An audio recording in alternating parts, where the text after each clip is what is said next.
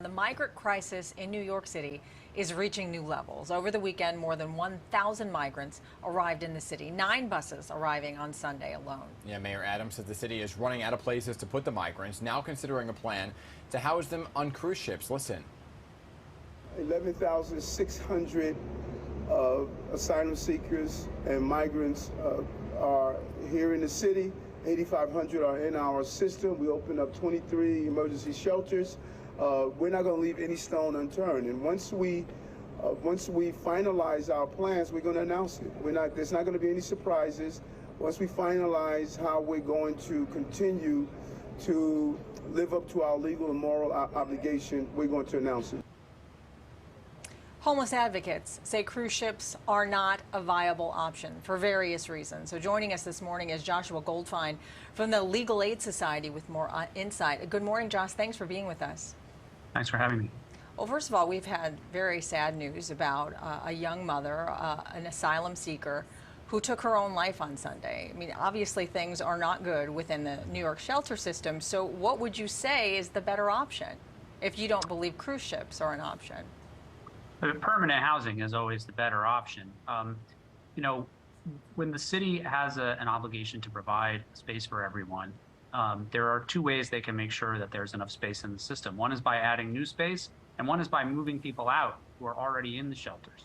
We could be doing a lot more to move people, New Yorkers who have been in shelter for a long time, into permanent housing, into apartments that they can afford and can stay in, and move on with their lives. Yeah. In the interim, I don't think anyone's saying, including the mayor, that the cruise ship would be permanent, right? It's a temporary solution as they try to figure out and navigate more space, since they're coming in with the hundreds to thousands per week. So why is Legal Aid against the cruise ship idea?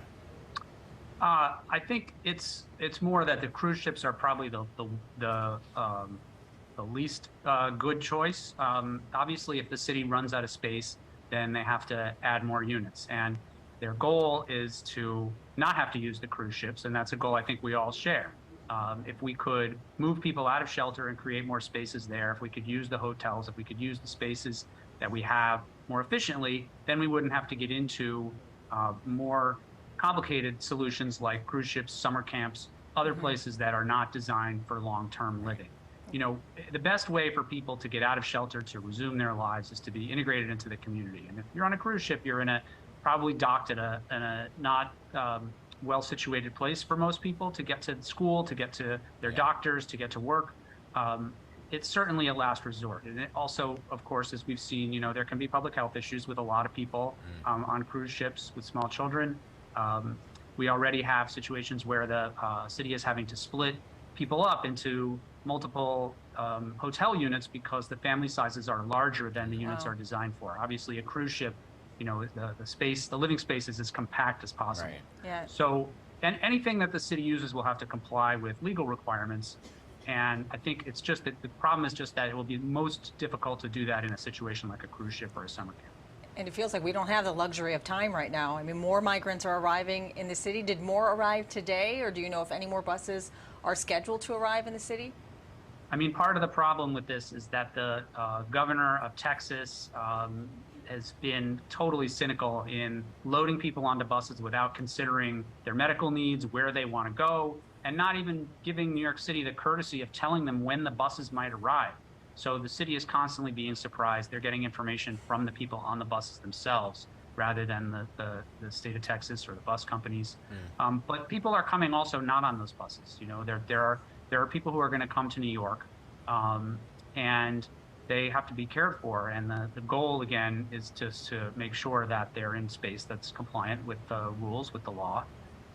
And hopefully we can get to a place where we don't need to use some of these more unconventional approaches. Yeah, you just mentioned the law, right, and using the law.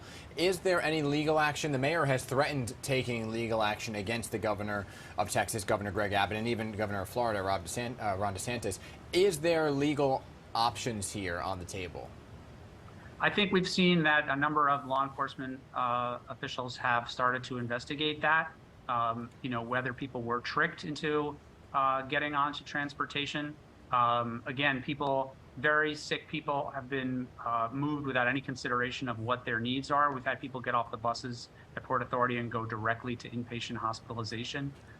There was a bus that arrived with a 6-day-old baby on it. It's a 3-day bus ride. Clearly, nobody at the loading end of this bus took any time to consider what people's needs were, and that could have put people in danger.